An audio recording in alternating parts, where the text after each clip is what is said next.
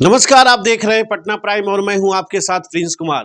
आज मैं पटना के प्रसिद्ध शिक्षक जो बच्चों को अंधकार से प्रकाश की ओर ले जाते हैं, समुद्र रूपी गहराई से आसमान रूपी ऊंचाई तक ले जाते हैं, तो आज हम उन्हीं के पास हैं, गुरु रहमान सर। सर, सबसे पहले बहुत बहुत स्वागत है आपका। बहुत बहुत थैंक यू, बहुत बहुत थैंक यू आपको भी। सर, आपसे मेरा सवाल होगा, अभी जिस तरीके से पूरा देश अयोध्या में 22 तारीख का शुभारंभ को लेकर, प्राण प्रतिष्ठा को लेकर एक रंग में रंग चुका है, पूरा देश एकदम उत्सव मन रहा है। और अयोध्या की अगर हम बात करें तो पूरी तरह से सज चुकी है, दुल्हन की तरह। तो आप इसे कैसे देखते हैं सर? यह निश्चित रूप से भारतीय इतिहास नहीं, वैश्विक इतिहास के पटल पर फिर से यह बात सामने है कि सत्यमेव जयते। और पुरुषोत्तम श्री राम, जो मर्यादा पुरुषोत्तम श्री राम है, जिन्होंने बताया कि असत्य पर सत्य की विजय होती है, तो ये सत्य की विजय हुई है। और आक्रांता के द्वारा, बाबर को मैं आक्रांता और लुटेरा ही मानता हूँ। हर पढ़ा लिखा आदमी उसको आक्रांता लुटेरा ही मानेगा, क्योंकि चंगेजा तैमूर का वंशज था। तो वैसी परिस्थिति में पुरुषोत्तम श्री राम लला 14 साल नहीं 500 साल के वनवास के बाद वो आ रहे हैं, उनकी प्राण प्रतिष्ठा हो रही है। तो ये अद्भुत खुशी का विषय है तमाम उन लोगों के लिए जिनके पास थोड़ी सी भी दिमाग है। और जिनको दिमाग नहीं है उनकी तो बातें छोड़ दीजिए, लेकिन मैं बहुत खुश हूँ और हिंदुस्तान के तमाम लोग खुश हैं। कुछ लोगों को छोड़ दिया है तो उनकी बात छोड़ दी, वो तो सब चीज़ में फटे में टांग अड़ाने की आदत होती है। लेकिन पुरुषोत्तम श्री राम है और हमारे बॉस के बॉस हैं। तो बजरंगबली और पुरुषोत्तम श्री राम दोनों, चूँकि वहाँ पर बजरंगबली तो निश्चित रूप से होंगे, कहीं ना कहीं होंगे, किस भेष में होंगे कोई नहीं जानता है। और मुझे तो पहचान ही जाएंगे और मैं भी पहचान ही जाऊँगा। तो निश्चित रूप से उनको पैरवा पकड़ के बोलूँगा कि बॉस से कहिए ना कि सारा बेरोजगारी को दूर करें और निश्चित रूप से भारत को विश्व गुरु के रास्ता पर जो चल रहा है उस पर हम लोग ले जाएं। और वसुदेव कुटुंबकम की परिपाटी परिभाषित हो रही है यहाँ पर। पुरुषोत्तम श्री राम लला की मंदिर का प्राण प्रतिष्ठा का होना निश्चित रूप से गर्व का विषय है तमाम उन दुराचारियों के लिए जो कि असत्य की बात करते हैं। ये सत्यमेव जयते की परिभाषा पूरी तरह से चरितार्थ होने को दिख रही है। 22 जनवरी को ये पूरी तरह से चरितार्थ हो जाएगी। सर, इस अवसर पे आपको VVIP पास मिला है सर, राम मंदिर ट्रस्ट की ओर से। इसको आप कैसे देखते हैं और कितना खुश है सर? देखिए, VVIP पास का तो हम किसी भी पास की अपेक्षा नहीं कर रहे थे, क्योंकि मुझे नहीं लग रहा था कि मेरे इस आदमी को कोई पूछेगा। लेकिन मैं कार सेवक भी रहा हूँ और कुछ तो जो एक गरीब आदमी जो चंदा दे सकता है वो चंदा भी मैंने दिया है। तो वैसी परिस्थिति में मुझे लग रहा था कि चलो भाई, जब सब कुछ हो जाएगा तो मैं जाऊँगा, कभी ना कभी अयोध्या जरूर जाऊँगा। लेकिन आज जब मुझे कामेश्वर चौपाल सर के द्वारा कहा गया कि आपको प्रधानमंत्री ने खुद हमको इंडिकेट किया है कि आप गुरु रहमान के पास जाइएगा और उनको आप लेके जाएंगे कार्ड, तो ये मेरे लिए गर्व का विषय है कि एक तो कामेश्वर चौपाल सर ने स्वयं आके दिए और दूसरा प्रधानमंत्री के द्वारा कहा गया। तो निसंदेह मेरे लिए गर्व का विषय है।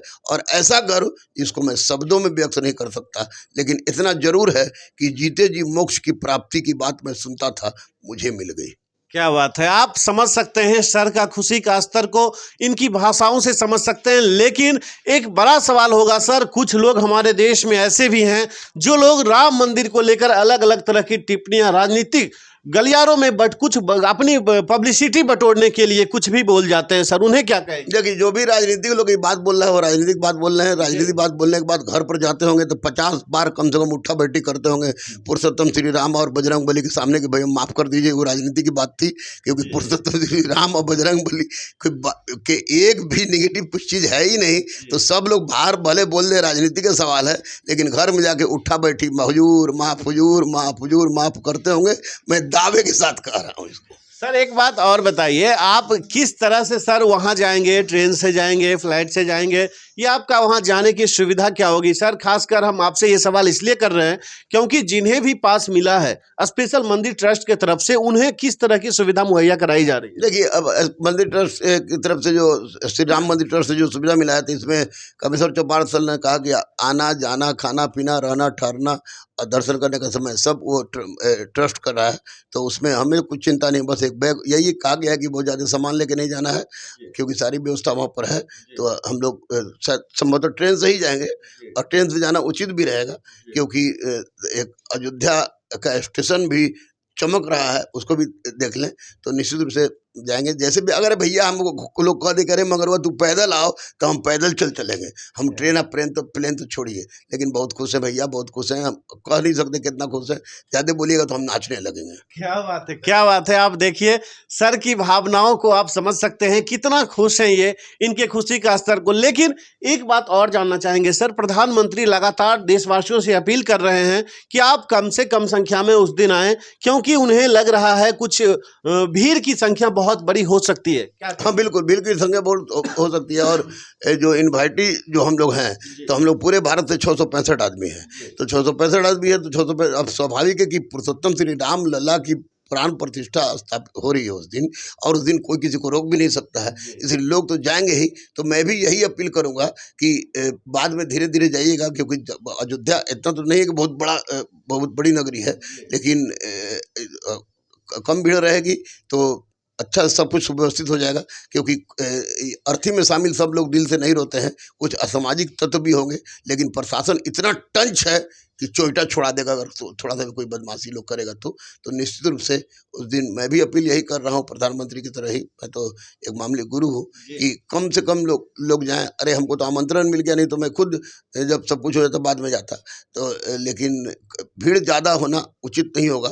और फिर तो पुरुषोत्तम श्री राम आ ही गए, जब घर में आ ही गए तो आज नहीं तो कल नहीं तो परसों नहीं तरसों तो हमारे हो गए। और खासकर सर हमारे जैसे युवाओं के लिए आप क्या संदेश देना चाहेंगे, स्पेशली 22 तारीख के लिए सर? यही कि बस जम के झूमिए, नाचिए, मस्ती कीजिए। और सब अब तो हम लोग पास मैसेज भी आया है कि किसी भी तरह का उस दिन जितनी भी मांस मछली का दुकान है वो बंद रहे, और जितने भी सरकारी प्रतिष्ठान है, घर हैं, सब जगह लोग दीप जलाएं, और पूरी किसी भी तरह का नशा का सेवन उस दिन न करें। ये कल आया वहीं से राम मंदिर ट्रस्ट की ओर से आया सबको कि इस बात को ज़्यादा से ज़्यादा प्रचारित किया जाए।